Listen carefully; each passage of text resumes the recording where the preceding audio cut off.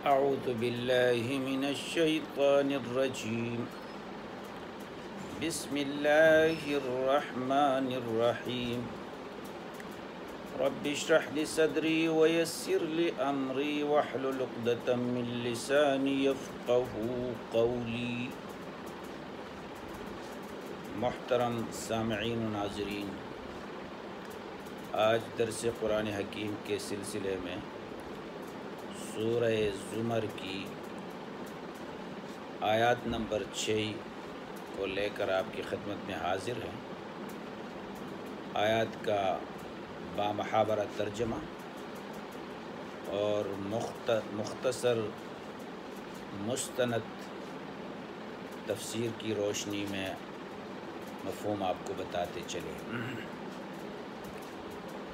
آئیے آیات کی تلاوت۔ خلقکم من نفس واحدۃ ثم جعل منها زوجها وأنزل لكم من الأنعام 8 أزواج يخلقكم في بطون أمهاتكم خلقا من بعد خلق في ظلمات 3 ذالکم اللہ ربکم لہ الملک لا الہ الا ہوا فأنا تصرفون۔ اسی نے تم کو ایک شخص سے پیدا کیا، پھر اس سے اس کا جوڑا بنایا، اور اسی نے تمہارے لیے 4 پایوں میں سے 8 جوڑے بنائے۔ وہی تم کو تمہاری ماؤں کے پیٹ میں پہلے ایک طرح پھر دوسری طرح 3 اندھیروں میں بناتا ہے۔ یہی خدا تمہارا پروردگار ہے، اسی کی بادشاہی ہے، اس کے سوا کوئی معبود نہیں، پھر تم کہاں پھیرے جاتے ہو۔ ترجمہ ایک مرتبہ پھر۔ اسی نے تم کو ایک شخص سے پیدا کیا، پھر اس سے اس کا جوڑا بنایا، اور اسی نے تمہارے لیے 4 پایوں میں سے 8 جوڑے بنائے۔ وہی تم کو تمہاری ماؤں کے پیٹ میں پہلے ایک طرح پھر دوسری طرح 3 اندھیروں میں بناتا ہے۔ یہی خدا تمہارا پروردگار ہے، اسی کی بادشاہی ہے، اس کے سوا کوئی معبود نہیں، پھر تم کہاں پھیرے جاتے ہو یا پھرائے جاتے ہو۔ یہ تو آیات کریمہ کا بامحاورہ ترجمہ۔ اب اس آیات کریمہ کا مفہوم آپ کو بتاتے چلے۔ خلقکم من نفس واحدۃ،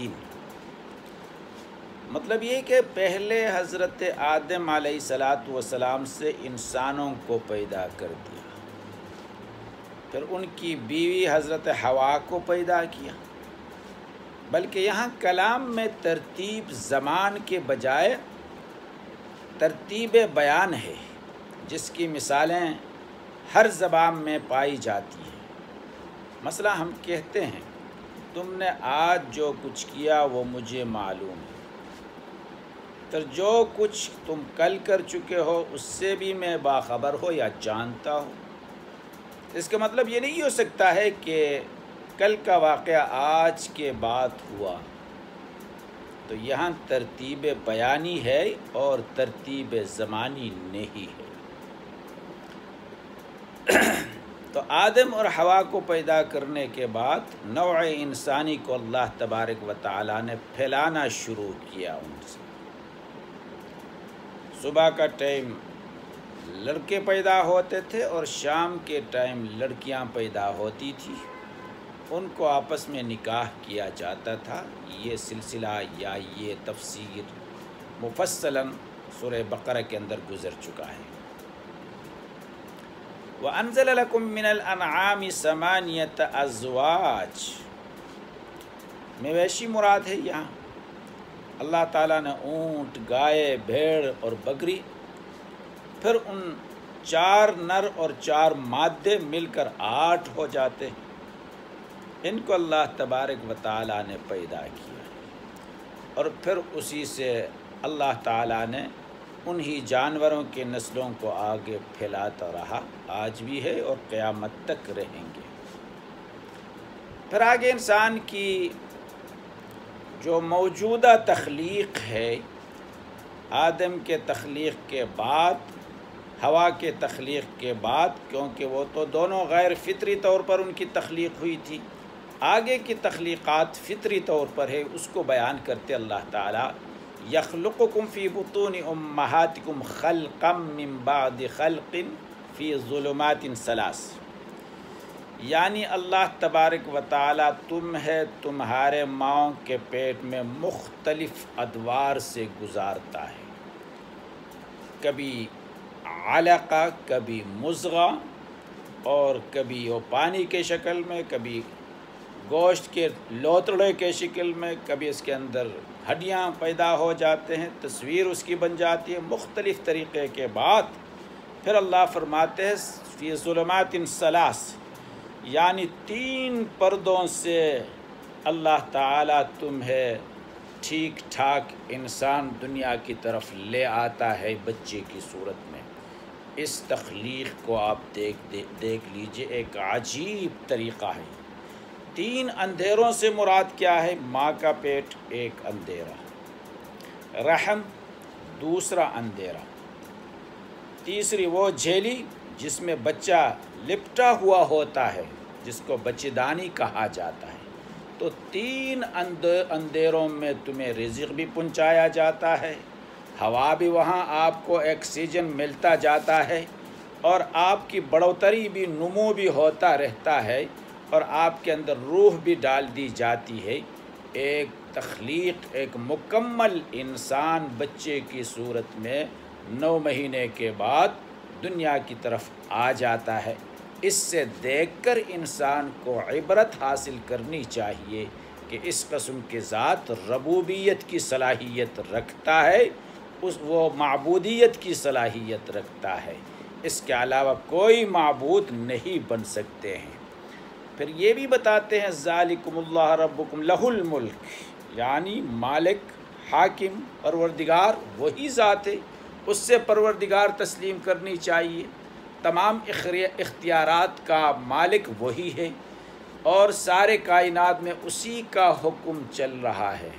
سارے کائنات کے اندر تبدیلی جو آپ کو نظر آتی ہے، موسموں کی صورت میں، رات دن کی صورت میں، بارش کی صورت میں، ٹھیک موسم کے صورت میں، وغیرہ وغیرہ، خزان بہار وغیرہ، یہ سارے چیزیں، یہ ساری تبدیلیوں کا حاکم، اور یہ سارے تبدیلیاں اللہ کے حکم سے ہو رہے ہیں۔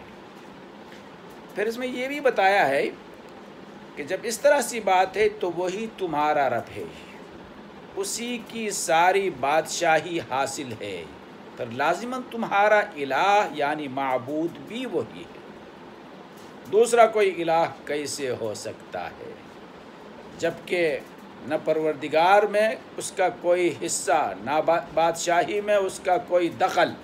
آخر تمہاری عقل میں یہ بات کیسے آتی ہے کہ زمین و آسمان کا پیدا کرنے والا تو اللہ، سورج چاند کو مسخر کرنے والا اللہ، رات کے بعد دن، دن کے بعد رات لانے والا بھی اللہ، تمہارا اپنا اور تمہارے حیوانات کا خالق اور رب بھی وہ اللہ، اور تمہارے معبود بن جائے اس کے سوا کوئی اور، یہ کہاں عقل میں آنے والی بات ہے؟ عقل کے مارے لوگ اس قسم کی باتیں کرتے ہیں۔ خالق بھی ایک ذات ہو گیا، مالک بھی وہی ذات ہو گیا، رات دن کو تبدیلی لانے والا بھی وہی ذات ہو گیا، اور تمام مخلوقات کو پیدا کرنے والا بھی وہی ذات ہو گیا، پالنے والا بھی وہی ذات ہو گیا، اور عبادت کے مقام پر آ کر کسی اور کے آگے سجدہ ریز ہونا، کسی کو مشکل کشا تصور کرنا، کسی کو حاجت روا تصور کرنا، یہ کہاں عقل کی بات ہے؟ آگے دیکھ لیجئے، یہ الفاظ بھی، یہ بات بھی قابل غور ہے۔ اللہ نے یہ نہیں فرمایا کہ تم کدھر پھیرے جا رہے ہو، بلکہ ارشاد یہ ہوا تم کدھر سے پھرائے جا رہے ہو، پھرائے جا رہے ہو، یعنی کوئی دوسرا ایسا ہے جو تم کو الٹی پٹی پڑھا رہا ہے اور تم اس کے بہکاوے میں آ کر ایسی سیدھی سی عقل کی بات بھی نہیں سمجھ رہے ہو، جو عقل میں آنے والی بات ہے وہ بھی نہیں سمجھ رہے ہو۔ دوسری بات جو اس انداز بیان سے خود یہ اشارہ ہے وہ یہ ہے کہ تم کو خطاب پھرانے والوں سے نہیں، بلکہ خطاب کیا ہے؟ ان لوگوں سے ہے جو ان کے اثر میں آ کر پھیر رہے تھے۔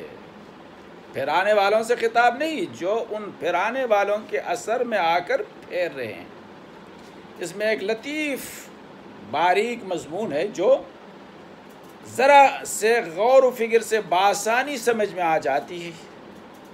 پھرانے والے اس معاشرے میں سب کے سامنے موجود تھے اور ہر طرف اپنا کام علانیہ کر رہے تھے، اس لیے ان کا نام لیے بغیر اور ان کو یہ کہا جا رہا ہے کہ تم ان پھرانے والوں کے اشاروں پر کیوں ناچتے ہو؟ مطلب وہ تمہارے چاہے اپنے چودراہٹ پیدا کرنے کے لیے، اپنا آپ کو بڑا تسلیم کرنے کے لیے آپ کو غلط راستے کی طرف پکارتے ہیں، غلط راستے کی طرف لے جاتے ہیں۔ تم کہاں جا رہے ہو؟ یا اپنی تعظیم کراتے ہیں جیسا فرعون کراتے تھے، یا بتوں کی پرستش کراتے جیسے کہ مشرکین مکہ کے بڑے ان سے بتوں کی پرستش کراتے تھے۔ تو ان کو یہ کہا جا رہا ہے کہ تم کہاں پھیرے جا رہے ہو؟ پھرانے والوں کے اشاروں پر تم کیوں ناچتے ہو؟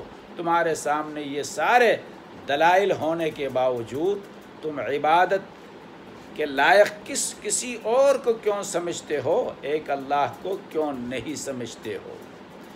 یہی مختصر سا مفہوم مستند تفاسیر کی روشنی میں اس کا خلاصہ میں نے آپ کے سامنے بیان کیا۔ اللہ تعالیٰ ان باتوں پر عمل کی توفیق عطا فرمائے۔ وما علینا الا البلاغ۔